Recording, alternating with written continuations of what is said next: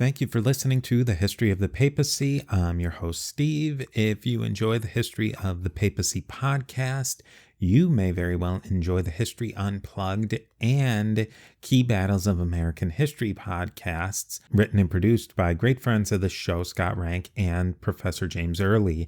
You'll probably remember those names because we're oft-times collaborators with both of them, and so I think you will definitely enjoy those two podcasts. If you want to learn more about the History of the Papacy podcast, you can go over to a2zhistorypage.com or historyofthepapacypodcast.com to learn more. Quickly, let's talk about Patreon, which you can find out more at patreon.com/history of the papacy. There's 4 tiers: Antioch, Alexandria, Constantinople, and Rome. There are many benefits at each level, but the biggest one is you will be included on the History of the Papacy diptychs, which in traditional Christianity, the diptychs is the list of bishops. In the History of the Papacy podcast Patreon, it's a list of patrons. Let us quickly commemorate the patreon.com/history of the papacy Patreon diptychs. At the Alexandria level, we have Roberto, Joran, William, Brian, Jeffrey, and Christina, and John. At Constantinople, we have Dapo, Paul, Justin, and Lana, who are all magnificent. And then reaching the power and prestige that of the See of Rome, we have Peter the Great. We have our next episode today in our 12 Minor Prophets of the Old Testament series, featuring Garry Stevens of the History in the Bible podcast. Today, Garry and I will delve into our next and last 2 minor prophets. We are on the back half of this minor prophet series, so definitely get your questions and your comments in soon. Now, today, the stars are Joel and Malachi. Joel is a little bit apocalyptic, and Malachi is our last prophet of the 12 minor prophets, and he's actually the last book of the entire Old Testament. We don't know when Joel was written, and even though Malachi is physically the last book of the Old Testament, he wasn't actually the last book that was written. It's almost certain that the book of Daniel was the last written book, but we will get into all of that and more. So definitely keep your eye out for a couple of more episodes in this series where we answer some questions and maybe talk to some experts on the topic. But we'll get into all of that and more. So I want to thank everyone for listening. And here is another piece of the mosaic of the history of the popes of Rome and Christian Church.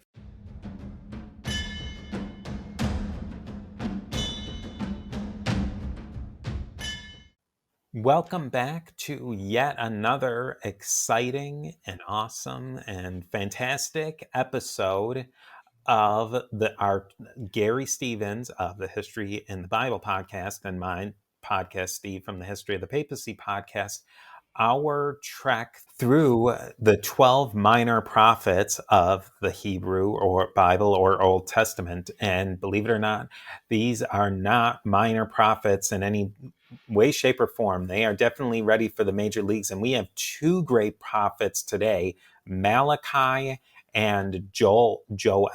I like Joel better myself than Joel. Like, it makes me think of Billy Joel. And we don't want to think about Billy Joel today. We want to think about the prophet Joel. So, Garry, how are you doing on this lovely day? I'm doing just fine on this fairly drizzly day. So let's talk. We might as well dive right into our old friend Malachi. Malachi, or in Hebrew, Malachi, so not much difference there. He seems to be a Persian-era prophet. Malachi is traditionally held to be the very last written book of the Old Testament, but that can't possibly be right. Daniel, at least parts of Daniel, have to be younger than Malachi, because Daniel has its crazy prophecies of the Hellenistic kings. But still, in tradition, Malachi is held to be the last prophet. After him, the prophetic voice simply disappeared, and God stopped talking to the Israelites directly. Now, Malachi has either 3 or 4 chapters. depending on whether you're reading a Catholic, a Hebrew, or a Protestant Bible.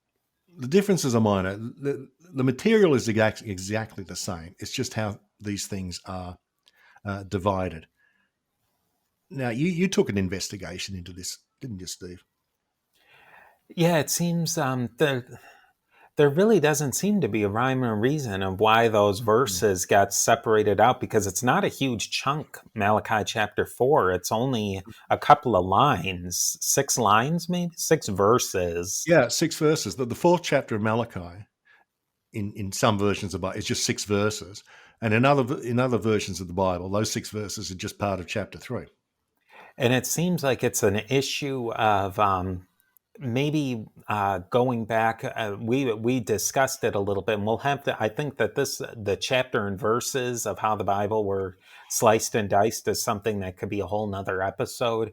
But it seems like it went back to sometime around either between the Masoretes of how they sliced and diced their version, their Bible, or going into the Langton, which eventually we go into the Protestants and the Reformation of how they cut up the Bible. But I did not get something very satisfying of why those 4 were pulled out or why they were slapped back on. We don't know, but it's something of definitely some more investigation. Yeah. But as we said, I mean, the difference is inconsequential. It's not like some Bibles have got a whole extra slab of material, not in others. Anyway, the name Malachi means my messenger. Now, normally, Malachi is read as a personal name. But in the Septuagint, which is the Greek language version of the Old Testament, which was written during Hellenistic times, in the Septuagint, Malachi is read as not a name, but an appellation, my messenger. Now, like the prophets Obadiah and Habakkuk, we know nothing about Malachi's ancestry or the historical context. Because some of the minor prophets, they do say, prophet so-and-so, the son of so-and-so, born in so-and-so. Now, there is a tradition in some works which are called the Targumim that Malachi, my messenger, is actually the scribe Ezra, who was very influential in the return from Babylon. Now, the Targumim are simply translations of the Hebrew Bible into Aramaic, and they are very popular in the first century of the Common Era because a lot of Judeans couldn't speak Hebrew. Hebrew was a mainly liturgical or a school language like Latin. So a lot of at least the prophets and the Torah were translated into Aramaic, into these documents. But the Targumim are not only Aramaic translations, they also contain big slabs of commentary interspersed with it. So in these very popular Aramaic translations, Malachi is often seen as Ezra. Well, okay, that's possible. Anyway, the historical background. You remember that the Judeans were conquered by the Babylonian Empire. The Babylonians took them back to, well, Babylon, where they stayed for about 55 years. The Persians conquered the Babylonians and said to all the people which the Babylonians had basically transported, okay, you can go home now, guys. So long. See you later. The Persians were really benign rulers. As far as I can tell, only the Greeks really had a problem with the Persians. Everyone else thought the Persians were really nice. So Cyrus the Great, in the year 538, he says to the Judeans, Toodles, off you go. Bye. Back home to Judea. Nice of you to visit. And what happens is almost nothing. The usual depiction of the Babylonian captivity is that the Judeans were enslaved in Babylon. That does not seem to be the case at all. And the greatest testament that they were actually fairly happy in Babylon is that it took them more than a century to get back to Judea.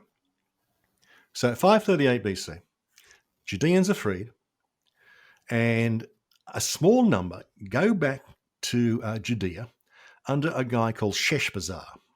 We know virtually nothing of Sheshbazzar. We From should really Chronic, know much more about Sheshbazzar. we should, but he's not much is said about him. He almost seems set up to be a fall guy. This is the nitwit who first led them out. And really nothing happens. They don't build a temple. They don't rebuild the city walls. It just disappears.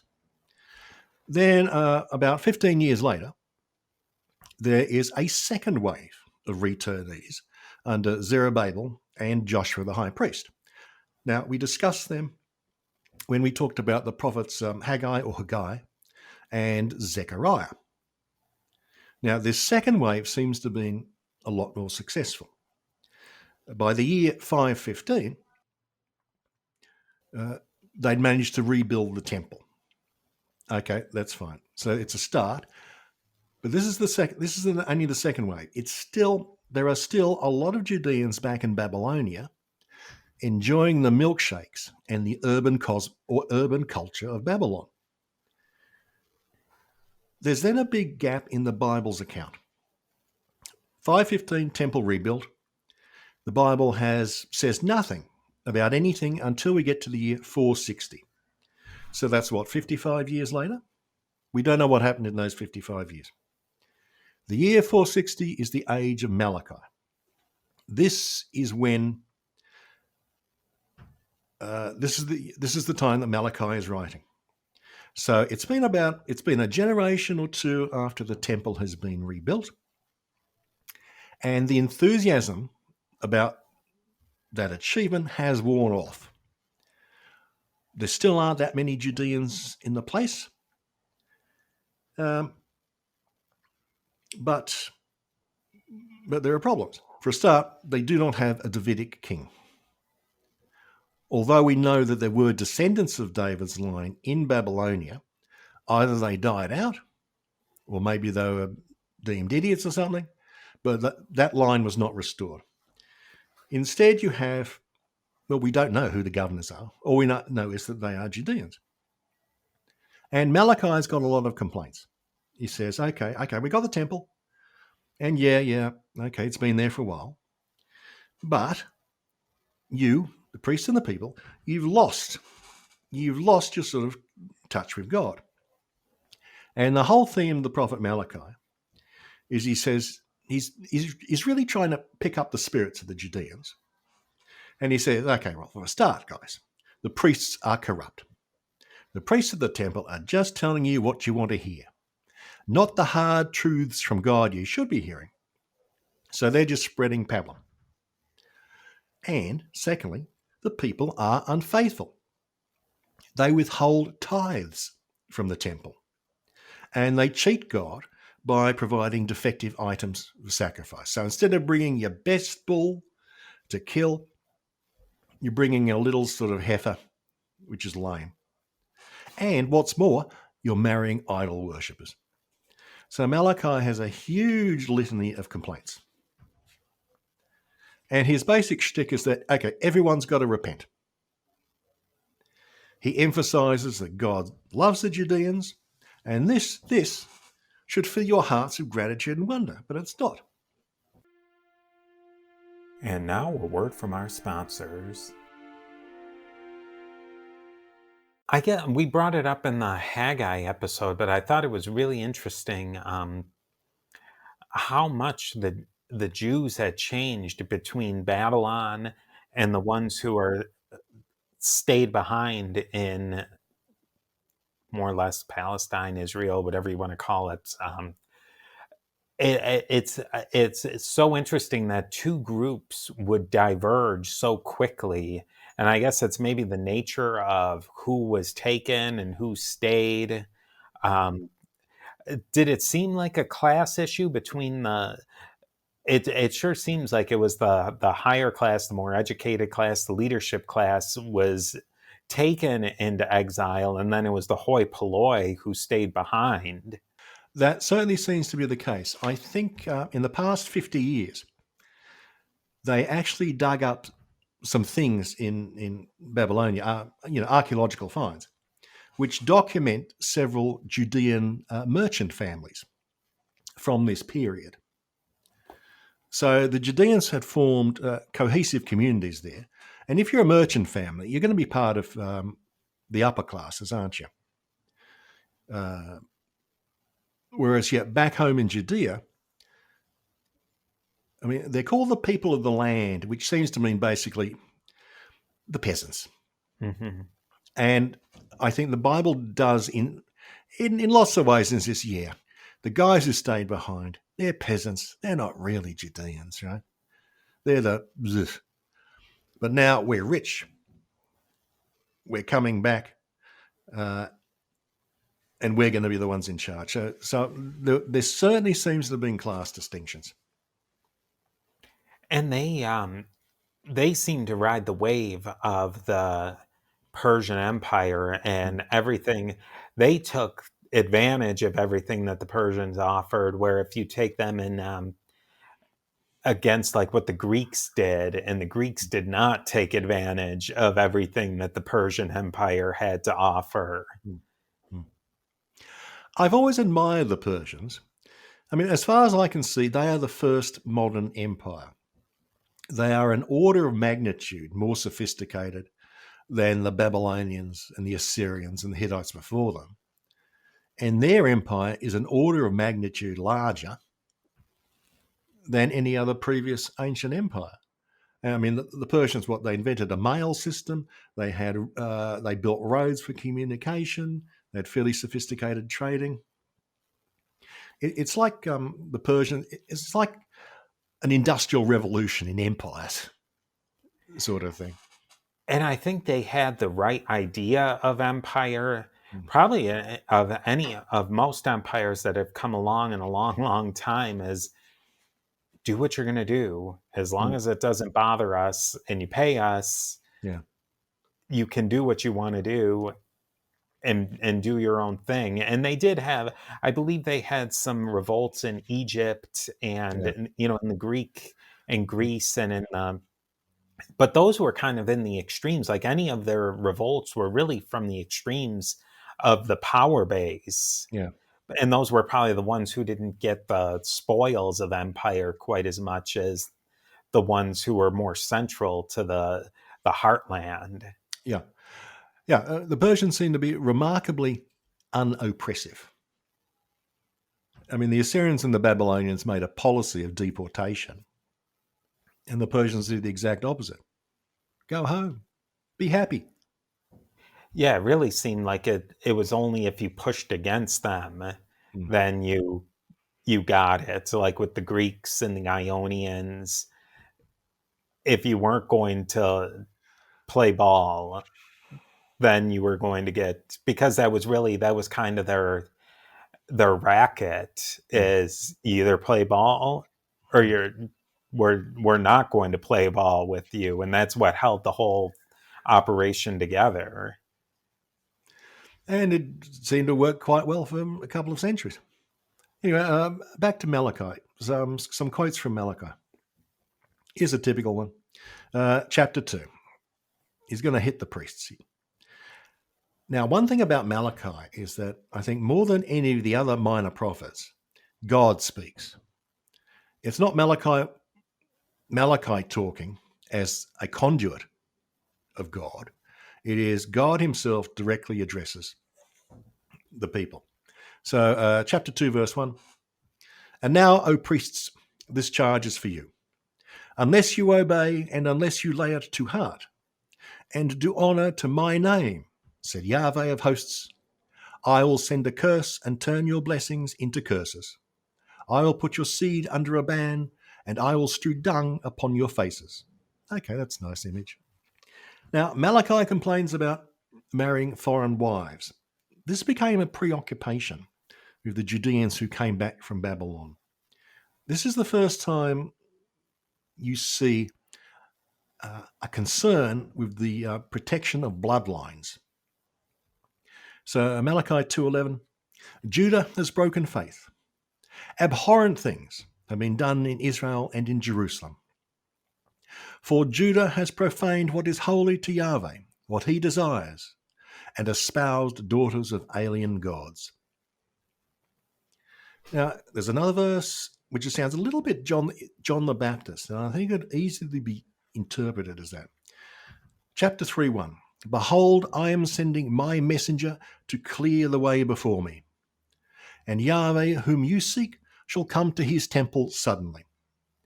Now, do you know, do Christians cite that as a prophecy of John, either John or Jesus? That's when I read up on it, Malachi, most of the discussion that he gets is as presenting John the Baptist, or what he's sometimes called in some traditions as John the Forerunner. Right. And this particular, that first chapter of Malachi, or the third chapter, that first beginning part, and if you want to call it the fourth chapter of Malachi or the end of chapter 3, will get brought in as a reference towards John the Baptist. Okay. Well, that's reasonable. I mean, it's. I think there are a lot of prophecies in the Bible which Christians, are doing it a real stretch to interpret as a prophecy. But that one would seem to be fairly clear cut. Now, what Malachi himself thought he was saying, I have no idea. It just seems with all of these 12 prophets, minor prophets, none of them ever God never comes out and says, hey, Judah and Israel, you're doing a pretty good job. Keep it up. It's all negative. Is there any commentary on that of why it's so much negative? There's very little positive reinforcement built into these documents. That's a good point. I hadn't thought of that. All the prophets, even the big ones, they're all about you're doing it wrong. You're doing it wrong. No one since I think the last time I can think that the Israelites were universally praised by God is in the book of Joshua, where he says you're doing the right thing by killing all the Canaanites. Right? By committing a genocide. After that, it's all downhill. Yeah, you're right. The prophets, they just complain. Maybe there was a separate class of people who did write books saying, we're doing great, guys, but that all got kicked out of the literature. Yeah, I just wonder if that was maybe a literary device that they used. It is, and I'm trying to think of other religious literary works, and if it is mostly haranguing of all the things you do wrong, and not the things. I mean, I guess why would you? I mean, it's not like a modern human resources manual of, where everybody's good, everybody's great. That wasn't God's management style, I guess. Everything you're doing is wonderful, but maybe you can try to have a few less foreign brides in here. That's true. They rarely say, all it needs is a few tweaks. It's invariably, you're doing it totally wrong and you're all going to be destroyed. Yeah, that's really the theme of all of these prophets. And like you said, even of the other prophets, or even some of them are even more extreme than these prophets. Yeah, that's true. That's true. Malachi concludes with chapter 3 or 4, whatever you want to call it, where he says he's going to send Elijah, will come back, and Elijah will reconcile everyone, parents of children, children of parents. And he's going to send Elijah back before the fearful day of Yahweh, whatever that is. Now, why Elijah? Elijah is one of two people in the Bible who didn't die. It's Elijah and Enoch. The prophet Elijah is taken up by God. And ever since, Elijah has been a fairly major and mystic figure in Judaism. And that, dear listeners and viewers, is the book of Malachi. And that is that for Malachi. Pretty interesting guy. He's refreshingly direct. He's simple. He doesn't have any bizarre imagery. And his message is fairly clear-cut. Yeah, I think that's what I liked best about him is it was straight to the point. Yes. And it didn't really get into the weeds too much, where I felt like a lot of the other ones got into a lot of really specific issues that were going on at Yeah. the time, and who cares, and why are you including it in this book that's supposed to be about bigger issues? And to resonate through time and to be a Yeah. guide for the future. And you're talking about, I can't get my bath fixed or something. Yeah. Yeah. Okay. Or nitpick some guy who cares, who really cared about him back then, and why should somebody care about him in 200 BCE, let alone in 2020 AD?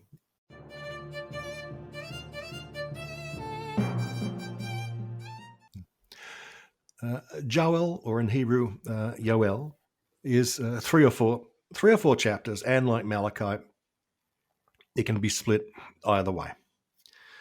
Now, Joel, following Steve's lead, means Yahweh is El. Now, given that Yahweh and El are the two names of the same God, his name is basically God is God. And it's an inverted form of the Hebrew name Eliyahu, which is Elijah. According to the book, Joel is the son of Pethuel, and the book has no historical context. Joel is undateable. A lot of the minor prophets give fairly specific, or even vague, information as to when they are set. Joel says nothing. Most scholars think he lived in the Persian period, maybe shortly after Malachi, and it's suggested in the Persian period because in one chapter in Joel he mentions the Ionians, who were Greeks settled in the Persian coast, Ionia. So it probably isn't before the Persian period. So Joel is probably a late book. Joel has a lot of imagery. He's like a baby apocalypse, or the first guy to actually write an apocalypse. And he starts off with a terrifying vision. So let's go to chapter 2, sir. Here's Joel. Blow a horn in Zion. Sound an alarm on my holy mount.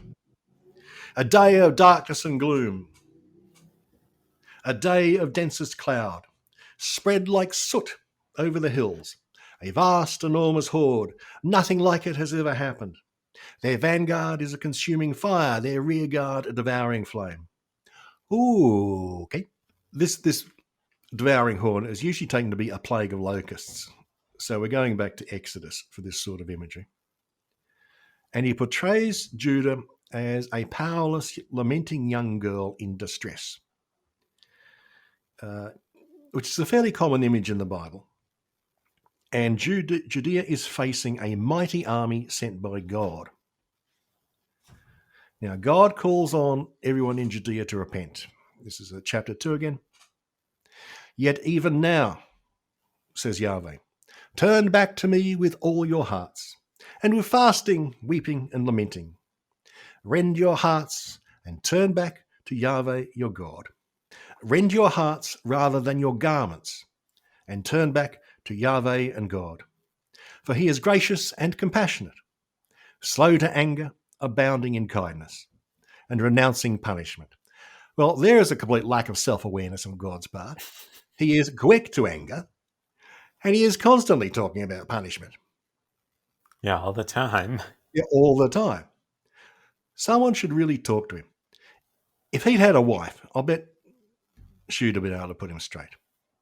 Now, Joel is another prophet like Malachi in which God speaks a lot. And here's a typical example of the apocalyptic language he uses. So, Joel chapter 3. Before the great and terrible day of Yahweh comes, I will set portents in the sky and on earth, blood and fire and pillars of smoke. The sun shall turn into darkness and the moon into blood. But everyone who invokes the name of Yahweh shall escape. For lo, in those days, I will gather all the nations and bring them down to the valley of Jehoshaphat. I have no idea where that is. There I will contend with them. Proclaim this among the nations. Prepare for battle. Arouse the warriors. Let all the fighters come and draw near. Now, here's an interesting verse. Beat your plowshares into swords and your pruning hooks into spears. Now, beat your plowshares into swords. That's the exact opposite of the common saying, beat your swords into plowshares, which is mentioned in Isaiah and Micah. So it's interesting that he inverts the thing. And Joel is basically calling to the people of Israel, saying, going to be a big battle, going to be end of the world. And this is probably the earliest apocalypse we see. Because remember, Daniel was written after this, even though the book is supposedly set, a century earlier. And that's Joel. And now a word from our sponsors. Yeah, it's interesting that, like that inversion of the plowshares into swords, and you wonder, is that a literal thing that people were taking tools to turn them into weaponry and then weaponry back into tools, or if it was a purely metaphorical? It's interesting that they would use it in other sections as swords to weapons to tools, but then he inverts that, and how is he playing on that and playing with that language is interesting. Yeah. And also the apocalyptic nature. You can really, when you read it, and if you're the layman reading it, in our conversations here, I'm the noob and Gary's the master. When I read in these, you get that taste that this is not an apocalypse, but they're kind of working towards apocalypse. Yeah. That full wacky apocalypse language we all know and love. Yeah, the later apocalypses are much more elaborate. They're much more violent. I suppose Joel is probably, going as far as he can because he doesn't know any more extreme stuff. And the later apocalyptic writers will up Joel's language by an order of magnitude or two. Yeah, Joel's are rooted in reality and rooted in the world, and it's not all supernatural. Like in the apocalypse of John Revelation, like you leave the earthly plane pretty quickly. You punch your ticket and you're in someplace else, and you feel that when you're reading it, and that. With this, you never feel like you've completely you're taken away from the materiality or the regular world. And in Joel, it is God comes down to earth to give his message, and it will be an earthly battle. Whereas in the later apocalyptic literature, you have a human figure or hero who goes to heaven to receive visions and find out what's going on. So there's also that difference. But yes, Joel's apocalypticism is firmly rooted on earth. He's not talking about cosmic battles here and using bizarre images to describe them. He's talking about a purely earthly battle in which God will save his people and get rid of all the other nations who are oppressing Judeans. I think it's also interesting with Joel, we've included him towards the end, and in most Bible versions, he's towards the beginning, but it's seemingly for no rhyme or reason, since there is no specific dating information. So do you think they would have included him to earlier in the ranks because thematically he fit better in those sections than he does? Or was it just doesn't seem like this makes any more sense in the beginning than it would at the end, or really any more sense at all included? I don't know. I don't think there were any traditions about when Joel lived. I don't think the rabbis are saying, oh, yeah, he lived so-and-so a time. They just don't really mention it. And goodness knows why the prophets are in the order that they are, because some of them are manifestly out of historical order. Yeah, and there doesn't really seem a theme that travels through earlier ones to like Micah. I don't see a theme or like a growth in narrative or anything like that. It just seems like, stuff kind of happens.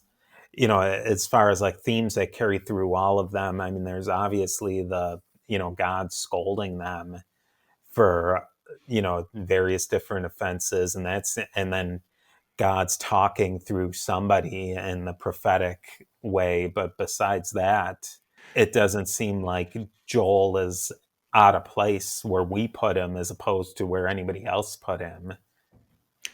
There's no sense in the ordering of the 12 prophets that it's like a TV series with a continuous story arc or building up to some big climax, does it? There's no sense of that. And the way that some of them kind of weave in and out where they've mentioned other prophets too, some of the bigger name prophets. That kind of confused me too. That who was the prophet they talked about? Elijah, I think. They talk about Elijah, and I think one or two of the minor prophets do cite other minor prophets, and I think maybe some of the biggies like Ezekiel or Isaiah, but I can't remember which ones. But so they kind of weave in and out of that narrative, but they don't tie it together. And I don't think that in any way they really bolster the narrative of the more major prophets either. That's true. They don't. They don't bolster or reinforce it. Any of them? No, they don't. You can't say that any of these are acting as sort of extensions or commentaries on Jeremiah or whatever. Yeah, or give you more background or more of something to grab onto with those. Yeah. And especially since some of these are so short. Yes. Micah's short. It's a couple of pages. Joel's pretty short, a couple of pages. They didn't, they're not really in-depth works. Goodness knows how they were chosen. They obviously appealed to someone. Maybe there was just one guy and he had his personal favourites and everyone else went, yeah, okay, that'll do. Fine. Well, I mean, that's where we'll leave it. We are done with the 12. We've hit all 12 of them, but we can't just leave it at that, Gary. We're going to, in our next episode, evaluate the 12 and rank them. But I think I would love to hear what people think of who their tops are going into this, because I think I have a couple of them who I definitely enjoy more than others. Some are rather unpleasant to read. Others are delightful. So we'll sign off for this one, and we will see you the next time where we rank our 12 prophets. We're not done with them yet. Goodbye, all.